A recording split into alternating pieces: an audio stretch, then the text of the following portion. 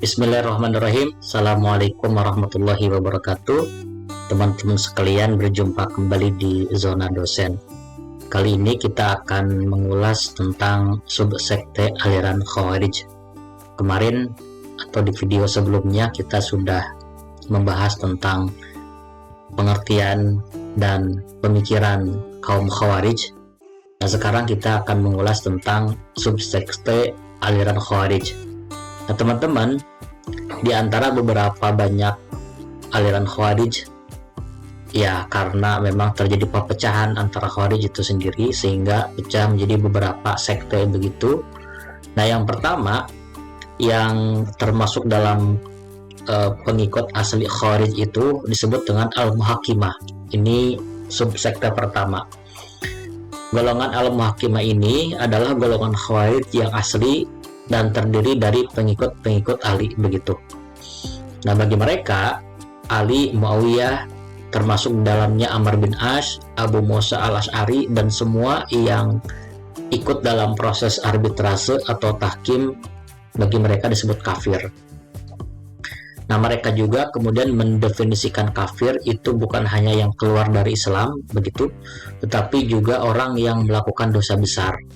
Artinya orang yang sudah melakukan dosa besar, termasuk misalkan contohnya melakukan zina, kemudian melakukan pembunuhan tanpa alasan, mereka disebut orang yang sudah keluar dari Islam, mereka disebut kafir begitu. Dan tentu saja dinyatakan boleh untuk diperangi karena sudah kafir, termasuk berlaku untuk dosa-dosa besar lainnya. Itu yang pertama, kelompok Al-Muhakimah.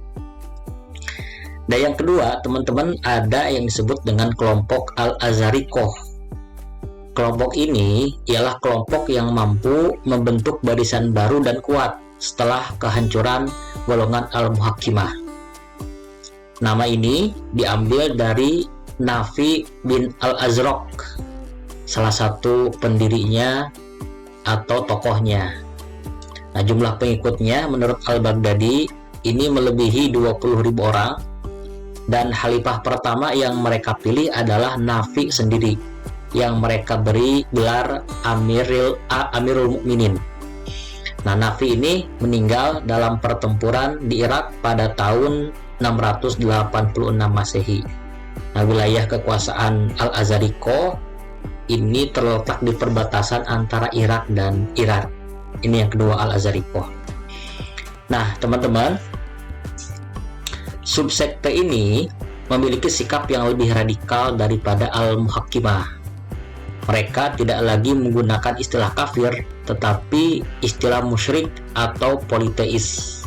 Dalam Islam, syirik atau politeisme dianggap sebagai dosa yang paling besar, bahkan lebih besar dari kufur. Nah, selanjutnya mereka juga meyakini bahwa semua yang tidak sepaham dengan mereka itu dipandang sebagai musyrik, termasuk orang-orang Islam yang tidak sependapat dengan Al-Azharikoh. Bahkan orang-orang Islam yang sependapat dengan Al-Azharikoh namun enggan berhijrah ke lingkungan mereka juga dianggap musyrik. Dengan kata lain, anggota Al-Azharikoh yang tinggal di luar wilayah kekuasaan mereka dan menolak untuk bergabung juga dianggap musyrik. Orang yang mengaku sebagai pengikut Al-Azharikoh namun tidak diterima begitu saja. Jadi dalam sekte Al-Azharikoh itu biasanya apabila ada seseorang yang ingin menjadi atau ingin bergabung ke Al-Azharikoh, biasanya ada syaratnya. Biasanya diuji terlebih dahulu. Biasanya yang mau gabung itu harus membawa tawanan kepada mereka. Tentu saja tawanan yang dimaksud adalah kelompok di luar Al-Azharikoh yang sudah mereka anggap kafir. Nah, tawanan tersebut kemudian mereka suruh untuk disembelih, untuk dipotong lehernya begitu, atau untuk dibunuh.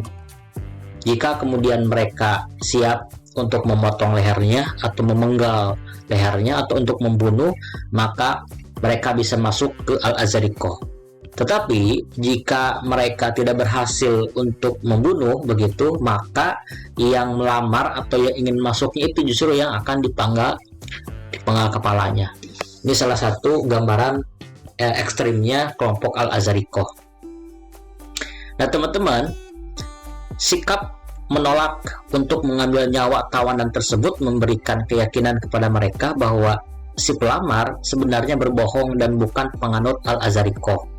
Lebih lanjut lagi, bukan hanya orang-orang Islam yang tidak setuju dengan mereka, bahkan anak-anak dari orang-orang yang dianggap musyrik juga boleh ditawan dan dijadikan budak atau dibunuh. Ekstrimnya mereka begitu. Karena dalam pandangan mereka, hanya wilayah mereka sendiri yang merupakan wilayah Islam, sedangkan wilayah Islam lainnya dianggap sebagai wilayah kafir yang harus diperangi. Mereka juga menganggap musyrik bukan hanya orang dewasa, tetapi juga anak-anak dari orang-orang yang dianggap musyrik begitu. Yang kedua adalah Al-Azharikoh, dan ini luar biasa ekstrimnya pemikirannya. Sampai yang tadi disebutkan, kalau ingin masuk ke Al-Azharikoh ya mesti siap membawa tawanan, dan orang yang melamar masuk ke Al-Azharikoh itu mesti siap membunuh tawanan itu. Jika tidak, maka dia yang akan dibunuh begitu. Nah, teman-teman, menurut pemikiran subsekte yang ekstrem ini, hanya mereka yang merupakan orang Islam sejati begitu. Orang-orang Islam di luar lingkungan mereka dianggap sebagai kaum musyrik yang harus diperangi. Al-Azharikoh, seperti yang disebut oleh Ibnu Hazm, selalu melakukan isti'rad, yaitu menginterogasi tentang pendapat atau keyakinan seseorang. Siapapun yang mereka temui dan mengaku sebagai orang Islam namun tidak termasuk dalam golongan Al-Azharikoh akan mereka bunuh. Luar biasa ekstrimnya paham ini Al-Azharikoh ini. Siapapun yang mereka temui di jalan, mereka akan kemudian interogasi begitu. Jika kemudian bukan dari golongannya, maka akan mereka bunuh. Ini yang disebut dengan isti'rad. Selanjutnya ada paham atau kelompok Al-Najdat. Nah, Najdah bin Amir Al-Hanafi dari Yamamah dan para pengikutnya pada awalnya ingin bergabung dengan golongan Al-Azharikoh. Namun, dalam golongan ini akhirnya terjadi perpecahan. Sebagian dari pengikut Najdah bin Al-Azharikoh seperti Abu Fudaik, Rashid At-Ta'wil, dan Atiyah Al-Hanafi tidak setuju dengan pandangan bahwa orang-orang Azharoki yang menolak untuk berhijrah ke dalam lingkungan Al-Azharikoh dianggap musyrik begitu. Nah, mereka juga tidak setuju dengan pandangan tentang kebolehan dan kesohihan membunuh anak-anak istri orang-orang Islam yang tidak sependapat dengan mereka. Najdah ini lahir karena ketidaksetujuan mereka atas pemikiran Al-Azharikoh yang mengatakan bahwa orang Azharoki yang tidak berada dalam wilayah kekuasaan Azharikoh, artinya yang tidak hijrah, dikatakan kafir. Najdah ini tidak terima, sehingga kemudian mereka membuat sekte baru yang disebut dengan An-Najdah begitu. Nah teman-teman, Abu Fudaik dan para pengikutnya bersama dengan teman-temannya memutuskan untuk memisahkan diri dari Nafi, dari Al-Azharikoh begitu, dan pergi ke Yamamah. Di sana mereka berhasil membujuk Najdah untuk bergabung dengan mereka dalam perdebatan paham melawan Nafi. Akibatnya, Najdah dan pengikut-pengikutnya membatalkan rencana untuk berhijrah ke wilayah kekuasaan Al-Azharikoh. Jadi pelopornya bisa dikatakan adalah Abu Fudaik ya, yang kemudian membujuk Najdah untuk membuat sekte baru dan mengangkat Najdah sebagai imam, pemimpin mereka begitu. Nah, pengikut Abu Fudaik kemudian pengikut Najdah bersatu, kemudian mengangkat Najdah sebagai imam. Lalu kemudian Nafi bin Azraq tidak diakui lagi oleh mereka sebagai imam, dan mereka memandang Nafi bin Azraq itu sebagai kafir juga begitu. Nah selanjutnya teman-teman, Najdah berbeda dengan kedua golongan sebelumnya, berpendapat bahwa hanya orang Islam yang tidak sepaham dengan golongannya yang menjadi kafir dan kekal dalam neraka. Nah bagi pengikutnya, jika mereka melakukan dosa besar, mereka akan mendapatkan siksaan, tetapi bukan dalam neraka, dan akhirnya akan masuk surga. Nah menurut Najdah, Dosa kecil dapat menjadi dosa besar jika dilakukan secara terus-menerus dan orang yang melakukannya akan menjadi musyrik. Selanjutnya, ia berpendapat bahwa setiap muslim wajib mengetahui Allah dan Rasul-Nya. Mengetahui bahwa membunuh orang Islam adalah haram dan percaya pada seluruh wahyu Allah kepada Rasul-Nya. Orang yang tidak mengetahui hal ini tidak dapat diampuni. Orang-orang Islam yang dimaksud di sini adalah pengikut-pengikut Najdah. Dalam hal-hal selain dari yang disebutkan tadi, orang Islam tidak diwajibkan mengetahuinya. Jika mereka melakukan sesuatu yang haram tanpa mengetahui bahwa itu haram, mereka dapat dimaafkan. Sebetulnya Najdah ini tidak jauh ekstrimnya dengan Al-Azhariko, ya, karena kan awalnya Najdah ini merupakan barisan Azroqi yang hanya tidak setuju pendapat Nafi bin Azraq yang mengatakan bahwa orang Azroqi di luar wilayah Nafi itu disebut kafir begitu, sehingga mereka membuat barisan baru. Tetapi pola pikir yang kemudian dilontarkan oleh Najdah ini sedikit banyak hampir sama dengan kelompok Al-Azhariko. Nah, selanjutnya teman-teman, dalam pandangan politik, Najdah berpendapat bahwa keberadaan seorang imam hanya diperlukan jika kepentingan umum memang menghendakinya. Menurutnya, pada dasarnya manusia tidak memerlukan seorang imam untuk memimpin mereka. Dalam hal ini, pandangan mereka mirip dengan ajaran komunisme yang mengatakan bahwa negara akan menghilang dengan sendirinya dalam masyarakat komunis. Mereka meyakini tidak butuh imam. Diangkat imam itu jika memang kepentingan umum menghendaki. Pandangan ini hampir sama dengan pandangan komunis yang mengatakan bahwa negara itu akan hilang dengan sendirinya dalam masyarakat komunis. Nah, selanjutnya, dalam lingkungan Khawarij, golongan ini mungkin yang pertama kali mengadopsi paham taqiyah, yaitu praktek merahasiakan dan tidak menyatakan keyakinan seseorang untuk menjaga keamanannya. Kita tahu sendiri bahwa taqiyah itu kan ada juga dalam akidah Syiah, ya. Akidah Syiah memperbolehkan umatnya atau pengikutnya untuk melakukan taqiyah, menyembunyikan identitas kesyiahannya. Termasuk Najdah juga di sini. Najdah juga memperbolehkan pengikutnya untuk melakukan taqiyah, dalam arti menyembunyikan, merahasiakan, tidak meyakinkan keyakinan seseorang untuk menjaga keamanannya begitu. Nah, menurut pandangan mereka, taqiyah tidak hanya berlaku dalam bentuk ucapan, tetapi juga dalam bentuk tindakan.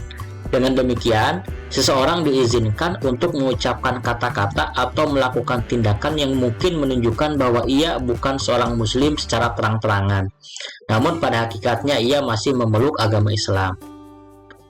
Cuman, teman-teman, tidak semua pengikut Najdah ini sepakat dengan pandangan dan ajaran itu. Terutama yang pertama berkaitan dengan keyakinan bahwa dosa besar tidak membuat seseorang menjadi kafir, dan bahwa dosa kecil dapat menjadi dosa besar begitu. Nah, perpecahan di kalangan mereka, karena Najdah ini kan kemudian akhirnya pecah begitu, perpecahan di kalangan mereka mungkin dipicu oleh pembagian barang rampasan perang atau ghanimah dan sikap lunak yang ditunjukkan Najdah terhadap Khalifah Abdul Malik bin Marwan dari dinasti Bani Umayyah. Bagaimana ceritanya? Ceritanya begini. Dalam salah satu serangan yang dipimpin oleh anak Najdah sendiri, mereka berhasil mendapatkan harta rampasan dan tawanan. Namun, sebelum bagian yang diwajibkan dalam syariat, yakni sepertiga dari rampasan dikeluarkan, dan sebelum kembali ke pangkalan, harta rampasan dan tawanan tersebut telah dibagi di antara para penyerang tanpa mematuhi ketentuan syariat. Itu yang pertama yang membuat pecah. Kemudian, dalam serangan terhadap kota Madinah, mereka menawan seorang anak perempuan yang diminta kembali oleh Abdul Malik bin Marwan. Nah, permintaan ini disetujui oleh Najdah. Tetapi hal ini tidak didukung oleh pengikutnya karena Abdul Malik dianggap sebagai musuh mereka. Hal ini menunjukkan perbedaan pendapat di antara pengikut Najdah dalam hal tindakan terhadap musuh dan pelaksanaan aturan syariat. Nah, dalam perpecahan tersebut, Abu Fudaik, Rashid At-Ta'wil, Atiyah Al-Hanafi memisahkan diri dari Najdah. Atiyah mengasingkan diri ke Sajistan, Iran, sementara Abu Fudaik dan Rashid melancarkan perlawanan terhadap Najdah. Akhirnya, Najdah berhasil ditangkap oleh mereka dan dieksekusi dengan cara dipenggal lehernya. Pemicu perpecahan Najdah itu karena mulai lunaknya sikap Najdah, sikap pemimpinnya. Satu, dalam perang, dalam ghanimah tidak sesuai ketentuan. Yang kedua, dalam hal tawanan, Najdah berhasil atau berkompromi dengan Abdul Malik bin Marwan, Khalifah dinasti Umayyah yang resmi waktu itu, padahal Abdul Malik dianggap sebagai musuh dan dianggap sebagai kafir, sehingga pengikutnya tidak setuju atas tindakan yang dilakukan oleh Najdah. Nah, selanjutnya teman-teman, ada kelompok Al-Ajaridah, sekte Khawarij selanjutnya. Al-Ajaridah ini adalah pengikut Abdul Karim bin Ajrad, yang menurut Asy-Syahrastani adalah salah satu teman dari Atiyah Al-Hanafi. Nah, kaum Al-Ajaridah memiliki sikap yang lebih lunak karena menurut paham mereka berhijrah bukanlah kewajiban seperti yang diajarkan Nafi bin Ajraq dan Najdah, melainkan hanya merupakan kebajikan. Oleh karena itu, kaum Ajaridah diizinkan untuk tinggal di luar daerah kekuasaan mereka tanpa dianggap kafir. Selain itu, mereka menganggap bahwa harta yang boleh dijadikan rampasan perang hanya milik orang yang telah terbunuh. Tidak seperti Al-Azarikoh yang mengizinkan semua harta musuh dijadikan rampasan perang. Selanjutnya, mereka berpendapat bahwa anak kecil tidak bersalah dan tidak dianggap musyrik menurut keyakinan orang tuanya. Al-Ajaridah ini salah satu sekte yang cukup lunak. Nah, teman-teman, kelompok Ajaridah ini memiliki pandangan puritanis ya. Puritan itu artinya memurnikan ajaran, dari kata pure kan, memurnikan ajaran. Mereka menganggap bahwa surat Yusuf dalam Al-Quran yang membawa kisah cinta tidak mungkin menjadi bagian dari kitab suci, karena mereka meyakini Al-Quran tidak dapat mengandung cerita cinta. Oleh karena itu, mereka tidak mengakui surat Yusuf sebagai bagian dari Quran. Karena ya, mereka mencoba memurnikan ya. Dan salah satu lontaran pemikiran mereka dalam wacana puritanisme itu bahwa katanya surat Yusuf itu sebetulnya bukan surat dalam Al-Quran karena isinya tentang cinta begitu. Al-Quran tidak mungkin mengandung cerita cinta. Oleh karena itu, kelompok Ajaridah ini tidak mengakui surat Yusuf sebagai bagian dari Al-Quran. Selanjutnya, golongan Ajaridah juga mengalami perpecahan menjadi kelompok-kelompok kecil di antara mereka. Ada golongan Al-Maimunah yang mengadopsi paham Qadariyah begitu. Bagi mereka, semua perbuatan manusia, baik atau buruk, berasal dari kehendak dan kekuatan manusia itu sendiri. Golongan Al-Hamziyah juga memiliki pandangan yang serupa. Namun, golongan Al-Syaibah dan Al-Hazimiyah memiliki pandangan yang berlawanan. Bagi mereka, Tuhanlah yang menyebabkan semua perbuatan manusia, dan manusia tidak dapat menentang kehendak dari Allah. Ajaridah juga sama, terpecah. Salah satunya ada Al-Maimunah, ada Al-Hazimiyah, ada Al-Hamziyah, dan Asy-Syaibah, yang masing-masing dari perpecahan ini tidak memiliki pandangan yang sama tentang Qadariyah dan Jabariyah begitu. Teman-teman, selanjutnya ada kelompok yang disebut dengan As-Sufriyah. Kelompok Sufriyah ini dipimpin oleh Ziyad bin Al-Asfar. Dalam keyakinan mereka hampir sama pemikiran atau keyakinannya dengan golongan Al-Azarikoh, sehingga disebut juga sebagai golongan yang ekstrim. Namun, di antara beberapa lontaran pemikiran dari As-Sufriyah ini tidak disebut ekstrim atau kurang ekstrim begitu. Di antaranya yang pertama, As-Sufriyah ini tidak menganggap orang-orang Sufriyah yang tidak berhijrah sebagai kafir. Yang kedua, mereka tidak berpendapat bahwa anak-anak dari kaum musyrik boleh dibunuh. Yang ketiga, tidak semua dari mereka berpendapat bahwa orang yang melakukan dosa besar menjadi musyrik. Nah, beberapa di antara mereka membagi dosa besar itu menjadi dua golongan. Yang pertama, ada dosa yang ada sanksinya di dunia, seperti pembunuhan dan perzinahan, dan dosa yang tidak ada sanksinya di dunia, seperti apa? Meninggalkan sholat dan meninggalkan puasa. Orang yang melakukan dosa golongan pertama tidak dianggap kafir, sementara yang dianggap kafir hanya orang yang melakukan dosa golongan kedua. Di golongan pertama, menurut As-Sufriyah, adalah dosa yang di dunia ada sanksinya. Ketika orang itu melakukan, tidak dianggap kafir. Golongan yang kedua adalah dosa yang tidak ada sanksinya di dunia, seperti meninggalkan sholat, meninggalkan puasa. Maka ini termasuk golongan orang yang kafir, begitu, dianggap kafir bila melakukannya. Nah, Sufiyah juga, mereka tidak menganggap daerah kaum muslimin yang tidak sepaham dengan mereka sebagai dar al-harb, atau daerah perang yang harus diperangi. Yang mereka perangi hanyalah maskar atau camp pemerintah, sementara anak-anak dan perempuan tidak boleh dijadikan tawanan.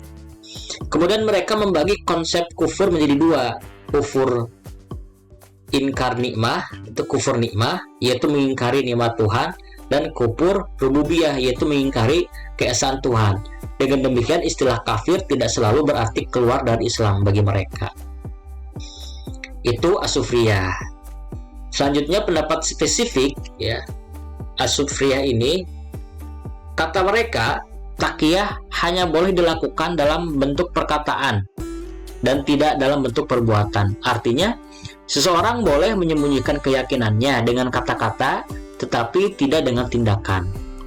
Nah, meskipun demikian, untuk menjaga keamanan dirinya, seorang perempuan muslim diperbolehkan, katanya, untuk menikah dengan seorang lelaki kafir di daerah yang bukan wilayah Islam. Ini kata Sufriyah. Kemudian sekte yang terakhir adalah Al-Ibadiyah. Nah, kalau Al-Ibadiyah ini ialah golongan yang paling moderat di antara sekte Khawarij yang lain. Nama mereka diambil dari Abdullah bin Ibad yang memisahkan diri dari golongan Al-Azariqah pada tahun 686 Masehi. Di antara beberapa lontaran pemikiran mereka yang moderat, yang pertama, mereka menganggap bahwa orang Islam yang tidak sepaham dengan mereka bukanlah mukmin atau musyrik, tetapi kafir. Namun, mereka memperbolehkan hubungan perkawinan dan warisan dengan orang-orang Islam yang demikian. Syahadat mereka pun dapat diterima dan membunuh mereka pun diharamkan. Yang kedua, daerah yang dihuni oleh Islam yang tidak sepaham dengan mereka, kecuali jika dikuasai oleh pemerintahan kafir, dianggap sebagai wilayah yang mengesahkan Tuhan atau dar tauhid dan tidak boleh diperangi. Yang dapat dianggap sebagai wilayah kafir yang harus diperangi hanya camp atau pangkalan pemerintahnya. Yang ketiga, orang Islam yang melakukan dosa besar dianggap sebagai muwahhid yang tetap mengesahkan Tuhan, tetapi bukan mukmin atau kafir dalam arti agama. Dengan kata lain, melakukan dosa besar tidak membuat seseorang keluar dari Islam. Yang keempat, dalam perang yang boleh dirampas hanya kuda dan senjata. Emas dan perak harus dikembalikan kepada pemiliknya. Nah, tentu tidak mengherankan jika sikap moderat seperti yang telah disampaikan Abdullah bin Ibad atau kelompok Ibadiyah ini menolak bergabung dengan golongan Al-Azariqah dalam melawan pemerintahan dinasti Bani Umayyah. Bahkan, Ibadiyah ini menjalin hubungan baik dengan Khalifah Abdul Malik bin Marwan. Hal yang serupa terjadi juga dengan Jabir bin Zaid al-Azdi, pemimpin Al-Ibadiyah setelah Ibnu Ibad, yang memiliki hubungan baik dengan Al-Hajjaj. Pada masa itu, Al-Hajjaj dengan keras membarangi golongan Khawarij yang berpaham dan bersikap ekstrim. Karena itu, meskipun golongan Khawarij lainnya telah lenyap dari sejarah, golongan Al-Ibadiyah masih ada hingga saat ini dan tersebar di Zanzibar, Afrika Utara, Oman, dan Arabia Selatan. Sedangkan golongan Khawarij yang ekstrim dan radikal, meskipun sebagai golongan telah lenyap dari sejarah, ajaran-ajaran ekstrim mereka masih memiliki pengaruh, meskipun tidak sebanyak dulu dalam masyarakat Islam saat ini. Nah, itu teman-teman di antara beberapa kelompok atau sekte dari Khawarij dan corak pemikirannya. Mudah-mudahan tidak puas sehingga kalian bisa mencari di referensi lain. Akhirul kalam, wassalamualaikum warahmatullahi wabarakatuh.